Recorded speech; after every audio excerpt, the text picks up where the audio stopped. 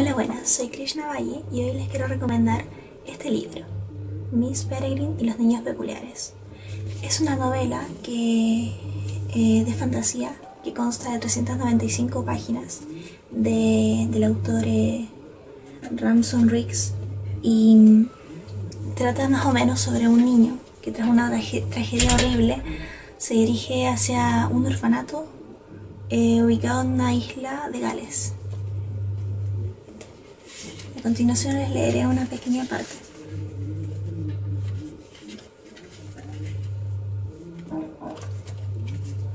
Prólogo.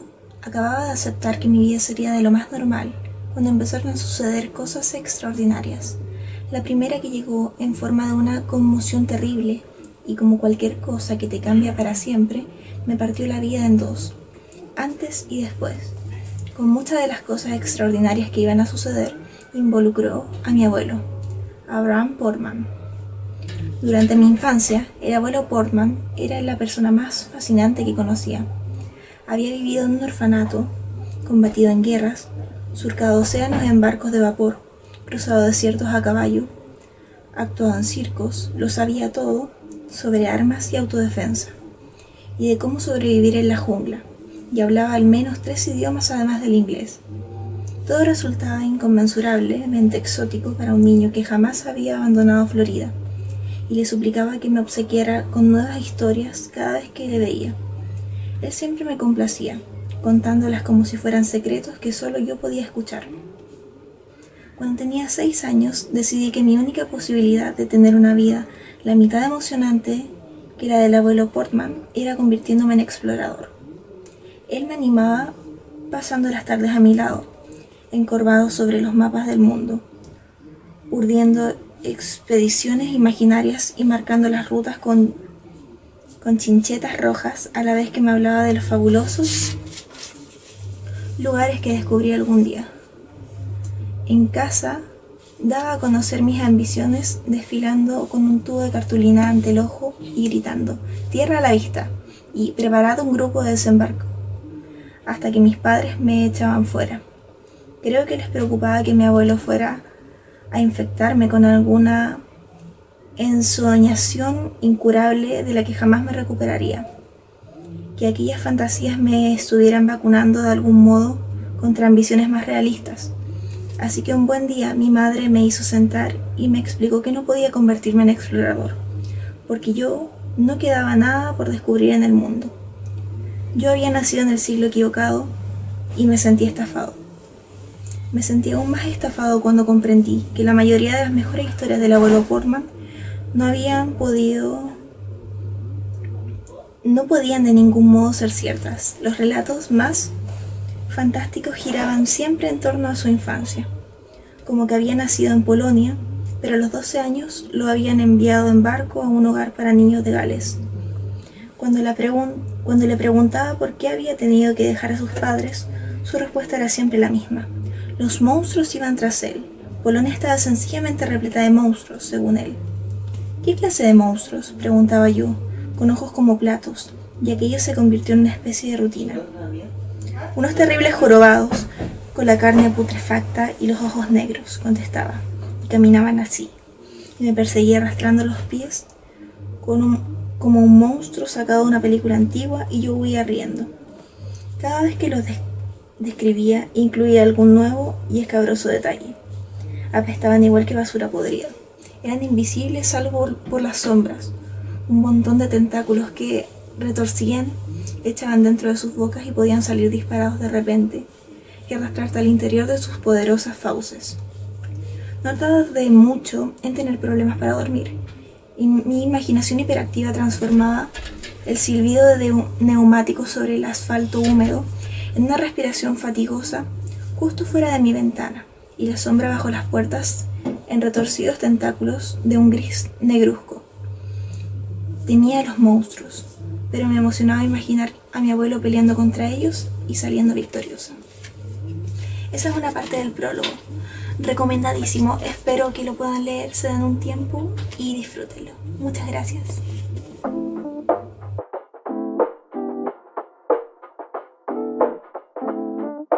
Hola, Para celebrar el Día Internacional del Libro y el Derecho de Autor, vamos a recomendar y leer un texto de Pedro Lemebel, este iconoclasta de nuestra fauna literaria, mordaz, observador social, crítico, con una pluma incisiva. Y vamos a elegir este libro de Perlas y Cicatrices. Esta obra es del año 98 y esta es la quinta edición. Imagínense, es de culto para muchos palabras hispanoamericanas. A veces no la reconocemos. Vamos a elegir una crónica de aquí, de esta obra, que se llama La leva o la noche fatal para una chica de la moda. Vamos con eso. Al mirar la leva de perros babosos encaramándose una y otra vez sobre la perra cansada, la quiltra flaca y acesante que ya no puede más, que se acurruca en un rincón para que la deje tranquila la jauría de hocicos y patas que la montan sin respiro. Al captar esta escena, me acuerdo vagamente de aquella chica fresca que pasaba cada tarde con su cimbreado caminar. Era la más bella flor del barrio pobretón, que la veía pasar con sus minifaldas a lunares fucsias y calipso, cuando los 60 contagiaban su moda destapada y fiebre de juventud. Ella era la única que se aventuraba con los escotes atrevidos y las espaldas piluchas, y esos vestidos cortísimos como de muñeca que le largaban sus piernas del tobillo con suecos hasta el mini calzón. En aquellas tardes de calor, las viejas sentadas en las puertas se escandalizaban con su paseo, con su ingenua provocación a la patota de la esquina. Siempre donde mismo, siempre hilando sus babas de machos burlescos. La patota del club deportivo, siempre dispuesta al chiflido, a la mijita rica, al rosario de piropo grosero que le hacían sonrojarse, tropezar o apurar el paso, temerosa de esa calentura violenta que se protege en el grupo. Por eso la chica de moda no los miraba, ni siquiera les hacía caso con su porte de reina rasca, de condesa torreja, que copiaba moldes y figurines de revistas para engalanar su juventud pobladora con trapos coloridos y zarandajas pop. Tan creía la tonta, decían las cabras del barrio, picadas con la chica de la moda, que provocaba tanta envidiosa admiración. Parece puta, murmuraban, riéndose cuando el grupo de la esquina la capaba con besos y tallas de grueso calibre. Y puede haber sido el calor de ese verano el detonante culpable de todo lo que pasó. Pudo ser un castigo social sobre quien sobresale de su medio, sobre la chica inocente que esa noche pasó tan tarde, tan oscura la boca de la calle, tenía sombras de lobo. Y curiosamente no se veía un alma cuando llegó a la esquina. Cuando extrañaba esperó que la barra malandra le gritara algo, pero no escuchó ningún ruido. Y caminó como siempre bordeando el tierral de la cancha cuando no alcanzó a gritar y unos brazos como tentáculos la agarraron desde las sombras. Y ahí mismo el golpe en la cabeza, ahí mismo el peso de varios cuerpos revoleándola en el suelo, rajándole la blusa, desnudándola entre todos, querían despedazarla con manoseos y agarrones desesperados. Ahí mismo se turnaban para amordazarla y sujetarle los brazos, abriéndole las piernas, montándolas epilépticos en el apuro del capote poblacional.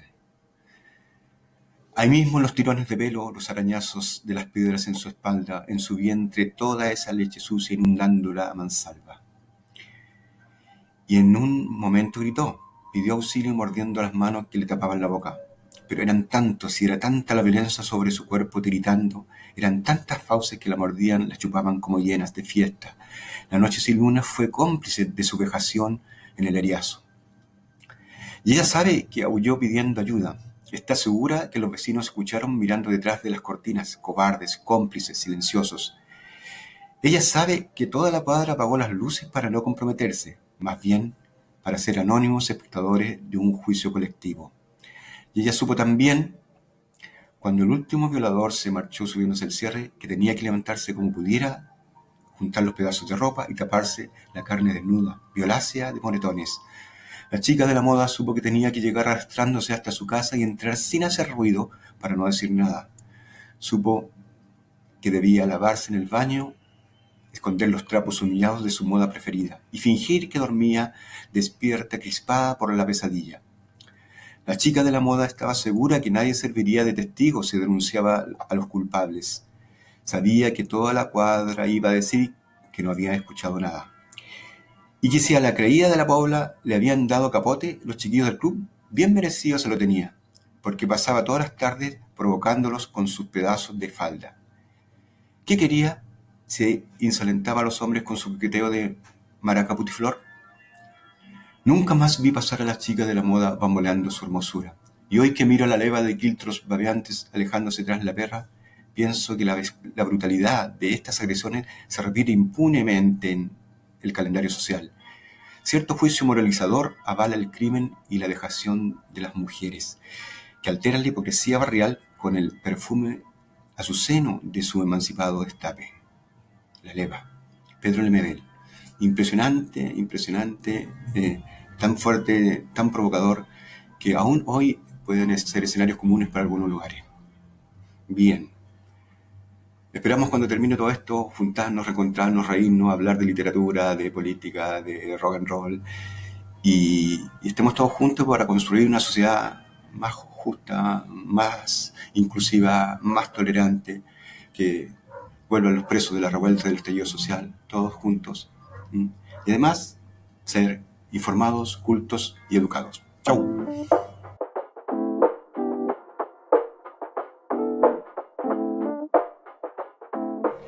Hola, soy Gonzalo y en este día del libro les voy a leer un fragmento de uno de mis libros favoritos, que es este, Drácula, de Bram Stoker, en esta edición de Longseller, que es una edición estupenda, además, una muy bonita edición. Y voy a leer un fragmento en el que los protagonistas se enfrentan con Drácula ya hacia el final de la historia. Entonces, entrando en contexto, los personajes están persiguiendo a una caravana de gitanos, y estos gitanos, entre todas las cosas que llevan un ataúd donde dentro está Drácula. Cabe decir que Drácula es un personaje que no puede exponerse a la luz del día, así que están arrancando de día hacia el castillo de Drácula, y los protagonistas lo están persiguiendo para dar caza a los gitanos y finalmente matar a Drácula. Dice así: en medio de todos ellos alcancé a ver a Jonathan, que se abría paso por un lado hacia la carreta, mientras el señor Morris lo hacía por el otro. Era evidente que tenían prisa por llevar a cabo su tarea antes que se pusiera el sol. Nada parecía poder detenerlos o impedirles el paso, ni las armas que les apuntaban, ni los cuchillos de los gitanos que estaban formados frente a ellos, ni siquiera los aullidos de los lobos a sus espaldas parecieron distraerlos. La impetuosidad de Jonathan y la firmeza aparente de sus intenciones parecieron abrumar a estos hombres que se encontraban frente a él, puesto que instintivamente retrocedieron y lo dejaron pasar. Un instante después subió a la carreta y con una fuerza que parecía increíble levantó la caja y la lanzó al suelo, por encima de las ruedas, mientras tanto el señor Morris había tenido que usar la fuerza para atravesar el círculo de gitanos. Durante todo el tiempo en que había estado observando angustiada a Jonathan, vi con el brillo del ojo a Quincy, que avanzaba, luchando desesperadamente entre los cuchillos de los gitanos que brillaban al sol y se introducían en sus carnes. Se había defendido con su puñal y, finalmente, creí que había logrado pasar sin ser herido, pero cuando se plantó de un salto al lado de Jonathan, que se había bajado ya de la carreta, pude ver con la mano izquierda que se sostenía al costado y que la sangre brotaba entre sus dedos. Sin embargo, no se dejó acobardar por eso, puesto que como Jonathan, con una energía desesperada, estaba atacando un extremo de la caja con su gran cuchillo para quitarle la tapa. Quincy atacó frenéticamente el otro lado con su puñal. Con el esfuerzo de dos hombres, la tapa comenzó a ceder y los clavos salieron con un chirrido seco. Finalmente la tapa de la caja cayó al suelo. Para este entonces, los gitanos, viéndose ya cubiertos por los Winchester y a merced de Lord Godalming y el señor Sherwood, habían cedido ya y no presentaban ninguna resistencia. El sol estaba casi escondido entre las cimas de las montañas y las sombras de todo el grupo se proyectaban sobre la tierra. Vi al conde tendido en la caja, sobre la tierra, parte de la cual se habría derramado sobre él, a causa de la violencia con que la caja había caído de la carreta.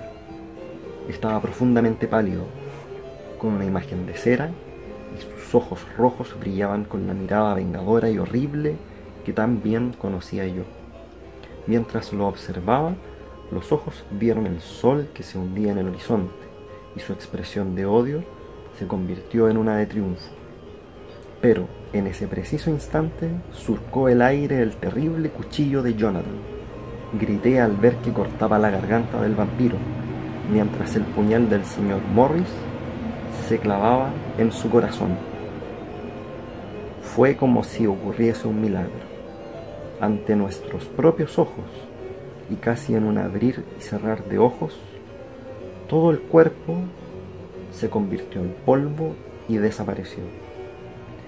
Me alegraré durante toda mi vida, porque un momento antes de la disolución del cuerpo, se extendió sobre el rostro del vampiro una paz que nunca hubiera esperado que pudiera expresarse. El castillo de Drácula se destacaba en aquel momento contra el cielo rojizo, y cada una de las rocas de sus diversos edificios se perfilaba contra la luz del sol poniente. Los gitanos, considerándonos responsables de la desaparición del cadáver, volvieron grupas a sus caballos y se alejaron a toda velocidad, como si temieran por sus vidas. Los que iban a pie saltaron sobre la carreta y le gritaron a los jinetes que no los abandonaran. Los lobos, que se mantenían a respetable distancia, los siguieron y nos dejaron solos. Ese es un fragmento de la obra magna de Bram Stoker, Drácula. Feliz día del libro.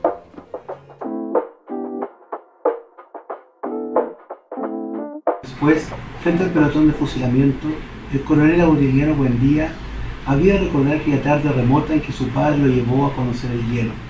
Macondo era entonces una aldea de 20 casas de barro y caña brava construidas a la orilla de un río de aguas diáfanas que se precipitaban por un lecho de piedras pulidas, blancas y enormes como huevos prehistóricos. El mundo era tan reciente y muchas cosas carecían de nombre, y para mencionarlas había que señalarlas con el dedo. Todos los años, por el mes de marzo, una familia de gitanos desarrapados plantaba su carpa cerca de la aldea y con un gran alboroto de pitos y timbales daban a conocer los nuevos inventos. Primero llegaron el imán, un gitano corpulento de barba montaraz y manos de gorrión que se presentó con el nombre de Melquiades, hizo una truculenta demostración pública de lo que él mismo llamaba la octava maravilla de los sabios alquimistas de Macedonia. Fue de casa en casa arrastrando 2 lingotes metálicos, y todo el mundo se espantó al ver que los calderos, las pailas, las tenazas y los anafres se caían de su sitio, y las maderas crujían por la desesperación de los clavos y los tornillos tratando de enclavarse, y algunos objetos perdidos desde mucho tiempo aparecían por donde más se lo había buscado. Este es el extracto de 100 años de soledad de Gabriel García Márquez.